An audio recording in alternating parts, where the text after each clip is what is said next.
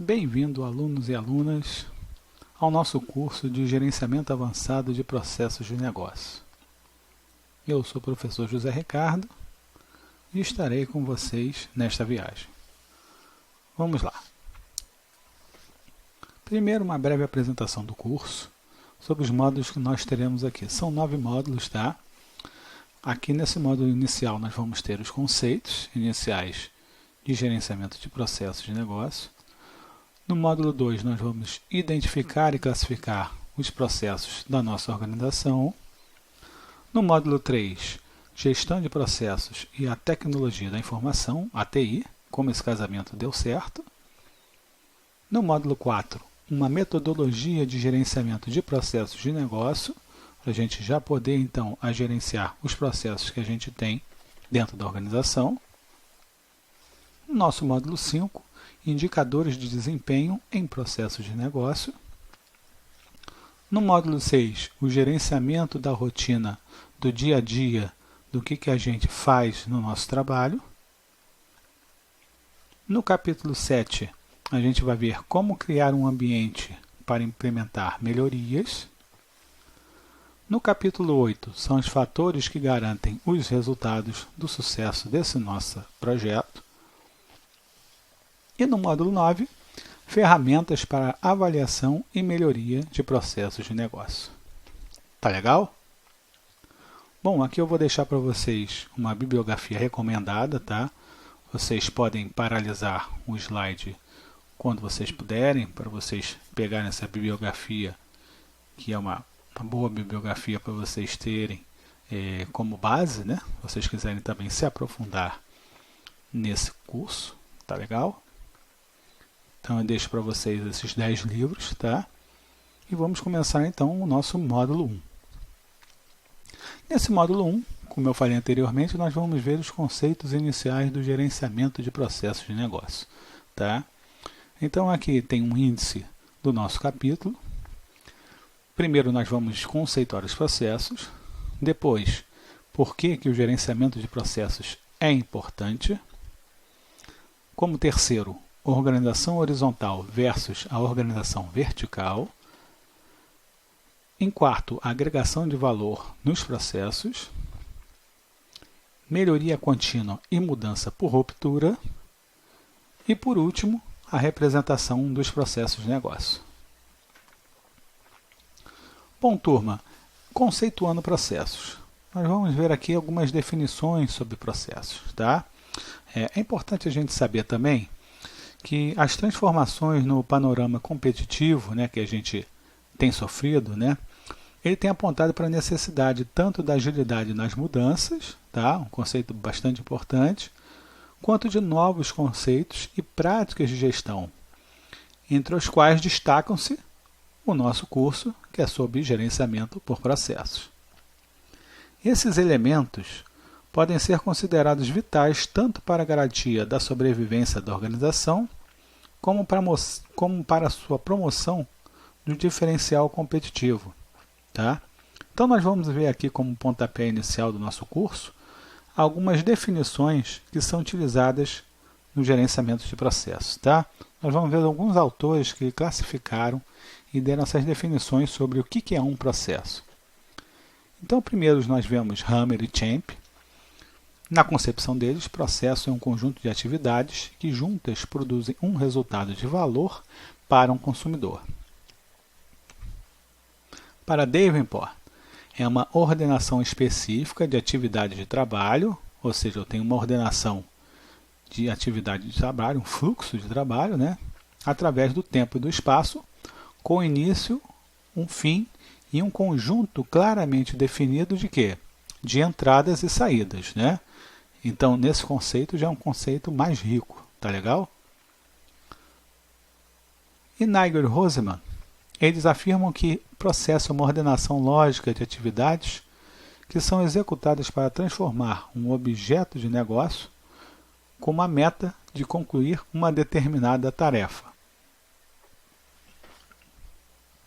Cowley afirma que é um conjunto de atividades estruturadas sequencialmente, então, novamente, a ideia de fluxo, que se inicia e que termina em clientes externos. Para Smith Finger, processo é um conjunto de atividades colaborativas e transacionais, então eu já tenho a ideia de transação dentro do processo, na qual elas são coordenadas e elas são completamente feitas para entregar valor para o consumidor. E como último, uma definição da ISO 9000, de 2000, dizendo que o processo é um conjunto de atividades interrelacionadas ou interativas que transforma insumos, que são entradas, em produtos, ou seja, em saídas. Tá? Então a gente viu esses conceitos importantes, a gente viu o quê? Que um processo tem entradas, que ele sofre uma transformação, tá? E que ele possui insumos que nessa transformação vai agregar valor para entregar ao cliente. Ou seja, na saída eu vou ter então a agregação de valor ao cliente. Tá? Então a gente vai ter aqui um processo comum que a gente vai dar aqui para vocês, que é sobre escovar os dentes. Tá? Então, como entrada aqui, o que eu tenho na escovação de um dente? Eu tenho a matéria-prima, que é uma escova, uma pasta de dente, a água e os dentes sujos. É isso que eu quero transformar, dentes sujos em dentes limpos. Tá legal? Aqui eu tenho o processo de escovação dos dentes, na qual ele tem uma agregação de valor, ou seja, ele vai sofrer uma transformação e meu objetivo são dentes protegidos contra a cárie. Então, na minha saída como produto, eu vou ter os meus dentes higienizados. Tá? Então, mais uma vez, lembrando o conceito global de processos. Eu tenho entradas, ou seja, eu tenho uma matéria-prima. Tá? O processo vai sofrer uma transformação com o uso dessa matéria-prima. Tá? Nessa transformação eu vou ter uma agregação de valor e como produto eu vou ter uma saída que vai agregar justamente esse valor ao cliente que está na ponta. Tá legal? Então esse é o conceito de processos aqui, de uma forma mais tranquila e mais legal da gente verificar. Tá bom? Vamos continuando então. Bom, demais conceitos importantes também, gente, a gente pode ver na gestão de processos, tá? Então a gente tem, por exemplo, atividade, tá? Atividade é um termo genérico para o trabalho desempenhado pela organização. Processos, subprocessos e tarefas são tipos de atividades. A tarefa em si é uma atividade atômica, incluída no processo. Ou seja, no modelo de processos, a tarefa é o quê? É o desdobramento máximo do trabalho executado pelo próprio processo. O conceito de processo, qualquer atividade desempenhada no interior da organização, ou seja, é uma rede construída por outras atividades em fluxo. Ele sofre transformações ao longo do seu caminho. Tá? E o que é evento? O evento é algo que acontece no curso do processo de negócios, influenciando o seu fluxo. Então você tem um evento inicial, um evento final e eventos intermediários. Tá? Então aqui mais uma vez, eu tenho entradas, controles e mecanismos, tudo isso fazendo o quê? Uma transformação dentro do processo, tá? Aonde eu vou ter uma saída que é um benefício que eu vou gerar. Tá? Assim a gente espera. Vamos continuando. Por que gerenciar processos é importante, gente? Vamos dar uma olhada aqui. Tá? Bom, melhorar processos, tá? A gente vai uniformizar entendimentos sobre a forma de trabalho, ou seja, eu vou ter uma visão homogênea do negócio. A melhoria dos fluxos de informação, a partir do quê? Da identificação nos modelos de processo. Tá? Então, vou melhorar o fluxo das minhas informações. A padronização, outra coisa importante. Eu vou ter uma padronização desses processos que vai me definir um referencial. Eu vou ter uma referência. A melhoria da própria gestão organizacional, já por tabela. Um aumento da compreensão teórica e prática sobre os próprios processos. A redução de tempo e custos de processo, por quê? Porque eu padronizei, Então eu sei justamente o tempo que eu vou levar naquele processo e o custo que ele vai ter. Entendeu? Então eu tenho a probabilidade de reduzir tanto esse tempo quanto esse custo. Um aumento da satisfação dos clientes, ou seja, como eu vou transformar esse processo através das entradas, dos insumos que eu tive, das ferramentas que eu vou utilizar, das técnicas, etc. e tal, eu vou ter no final o quê? Um aumento da satisfação dos clientes lá na ponta. E também vou gerar, consequentemente, o aumento da produtividade dos trabalhadores. E vamos continuando, então, o nosso curso.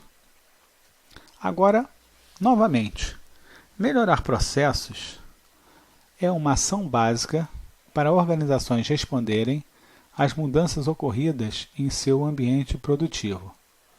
E ela também serve para manter o sistema produtivo competitivo. Quanto maior a complexidade da coordenação do trabalho que a gente tem no dia a dia, maior vai ser a necessidade de desenvolver a capacidade de gerir processos. Ou seja, qualquer organização, seja pública, privada ou do terceiro setor, ela tem, sem exceção, que coordenar o seu trabalho. Tá? E os mecanismos dessa coordenação, gente, estão intrinsecamente relacionados à forma como esses recursos que eu tenho e as atividades que eu desenvolvo, elas são planejadas. Tá legal? Agora nós vamos ver a organização horizontal versus a organização vertical. Tá? Então nós vamos ver aqui algumas características da organização horizontal e algumas características da organização vertical. Vamos a elas então. Bom, observações sobre organizações verticais ou as tradicionais ou as chamadas funcionais. Frequentemente a eficiência dos setores é conseguido pelo sacrifício da companhia como um todo, ou seja, para conseguir a eficiência eu tenho que ter o sacrifício da empresa como um todo.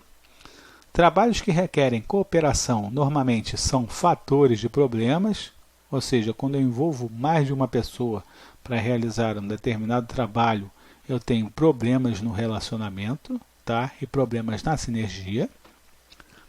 Mesmo quando um trabalho terá um impacto forte no resultado, ou seja, eu vou ter um grande valor agregado, não existe um responsável direto por ele. Por quê? Porque a hierarquia deve ser obedecida, né? Eu não posso ultrapassar a hierarquia, eu tenho que seguir a cadeia de comando. E apelar para a qualidade da estrutura funcional pode frequentemente não dar certo, tá? Porque a gente pode ter vários níveis de qualidade dentro de um próprio setor. Tá legal? Agora, como seriam algumas características de uma organização vertical?